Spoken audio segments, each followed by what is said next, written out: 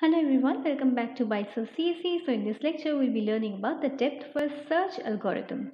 Now, I've already explored breadth first search and uniform cost search. I recommend you to go through those videos, which will be linked down in the description box. Now, in depth first search, we will explore along the depth of the node, which means, say this is your search space where there are 8 nodes in your search space, and this is your root node or the first node where the exploration will start. Now, in every search strategy, the node contains two important pointers. One is the pointer that points to the parent, and another is the pointer that points to the successor nodes. Now, with the pointer that points to the successor node, with the help of that, you will be exploring the space, and when you have found your goal node, you will use the back pointers or the pointers to the parent to find the path, and this is the path that you will have to depth first search will be returning as the output. Okay, now there are two lists. One is the frontier list, which contains all the nodes which has not yet been explored, or in other words, we can say that the children of those nodes have not yet been found out.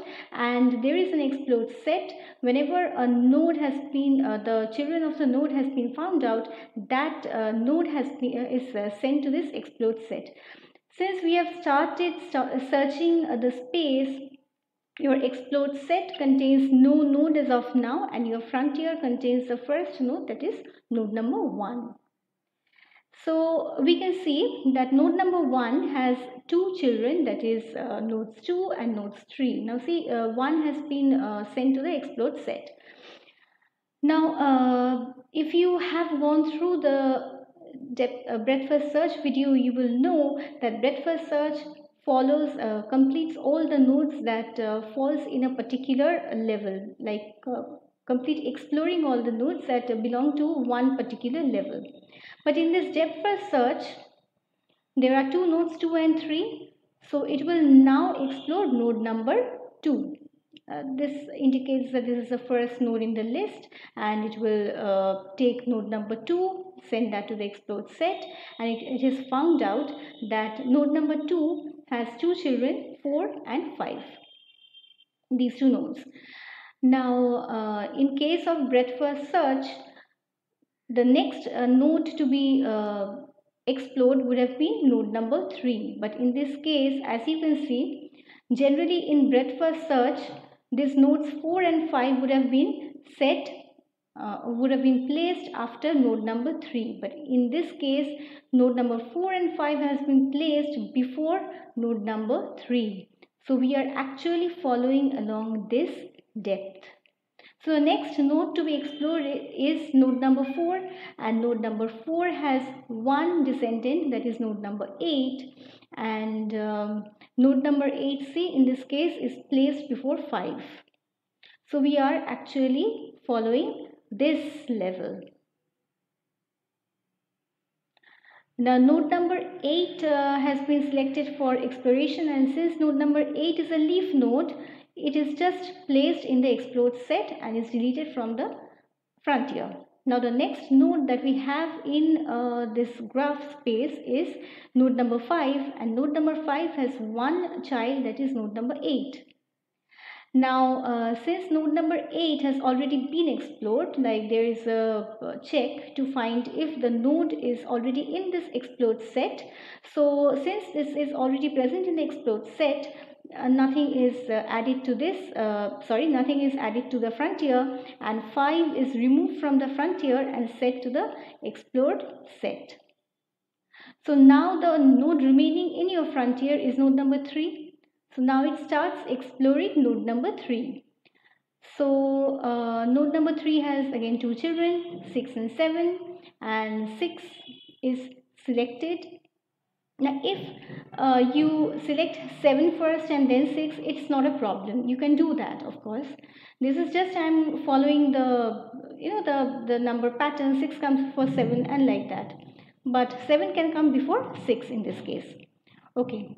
So we select node number 6, and node number 6 has only one child, that is node number 8, and since node number 8 is already in the explode set, nothing gets added to the frontier, and node number 6 is removed. Now we have node number 7 in your frontier list, and the same thing happens. It is also it is connected to just 8, and therefore this will be removed, and it will be node number 7 will be placed in your explode set. Now one thing, as we have done the exploration, you can find out yourself that here stack is used as a data structure in your frontier for the exploration of the nodes, because the last node that was added was the first node to be explored. So it also follows this LIFO, that is last in and first out order. Now what are the characteristics of this depth first search? First of all, it is not optimal. Why is it not optimal? Because see, if say this is your goal node, like your 6 is one goal node and 8 is another goal node, and say the path cost from moving from one node to the other is set to 1 for each. So if you follow the depth first search, the depth first search will follow this path, and this will return node number 8 as your goal node. But if you consider the path cost from node number 1 to node number 8, it will be 1 plus 1 plus 1, that is 3. Whereas you have a goal node at this position, and this path has not yet been explored by the depth first search, and as a result what happens, if we were using a breadth first search strategy, the breadth first search would have returned this as the goal node, and this has a path cost of 2.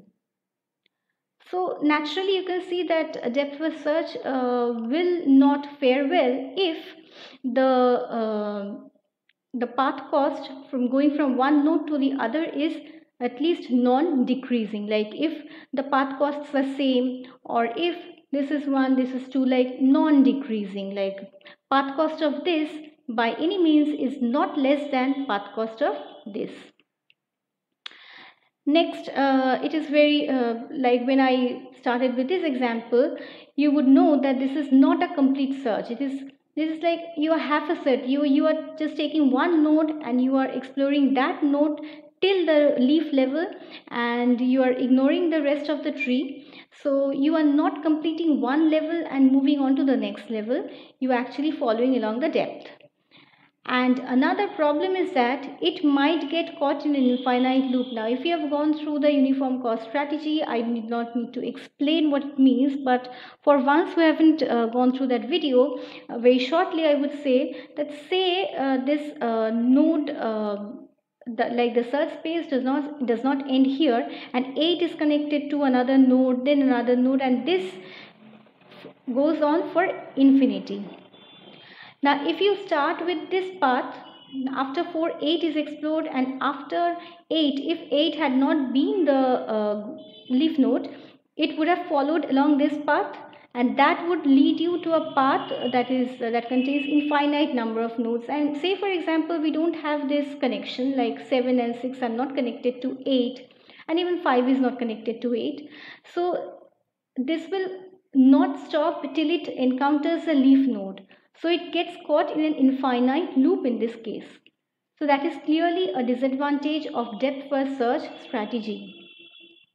Now what might be the advantage then? Now, why are we using a depth first search which has clearly no advantage over uniform cost search or breadth first search? The main thing is the reduced space complexity of order OBM. Now I'll explain to you with another example. Okay, now let's look at this example. We'll take a fresh tree like this. This is your start node, and now let's do the depth first search. And by the way, node number 13, let that be your goal node. Now in this case, we will be more concerned about the explode set. Now we start with node number 8. So in your explode set, we put node number 8. Now node number 8 has two children, 3 and 10, and now we select 3 to explore. So 3 gets into your explode set, and 3 has two children again, node number 1 and node number 6. Now let us consider node number 1 for exploration. So we put that node in the explode set, and since node number 1 has no children, it will revert back to node number 3. So now next node in your frontier list is node number 6. So 6 has again two children, node number 4 and node number 7. So 6 comes into your explode set, and next we start exploring node number 4. Now node number 4 is a leaf node, so it is added to the explode set, and no node has been added to the frontier list. Now next we have node number 7, and 7 being a leaf node is also added to the explode set. Now so far, if you consider this part of the tree, now 4 and 7 will lead to no other path because these are the leaf nodes. And now since they are connected to node number 6, and node number 6 is not connected to any other node in the forward direction, so you can say that this node number 6 is not leading to any goal node. So you can strike off 4, you can strike off 7, and also you can strike off 6. Now if we consider node number 1, this is also a leaf node, so this is also not, you don't have to consider this node, you don't have to keep the node in your memory, so you can also strike off this node. Now coming to node number 3 now. Now the entire subtree under node number 3 has been explored, and that does not contain the goal state. Now in this case we are just concerned about the goal state, so you can strike off node number 3 also. So you can act in depth first search. What happens is, as soon as all the descendants of a node is fully explored, a node can be removed from the memory. Now if you have to compare that with your breadth first search, then you explode node, if you have to come to this point, for coming to this point, your explode set will contain node number 8, 3, 10, since it goes level by level, 1, 6, then 14, next 4 and 7. And also see, it's a very messy way of doing it, because you cannot, here all the nodes that can be removed from the memory are placed one after the other, and there is a messy case, like node number 14 has not yet been explored. So node number 10 has been explored, but node number 14, yes, it is yet to be explored. So in this case it's a bit difficult to strike off, and also the number of nodes in this breadth first search explode set is more than the depth first search explode set.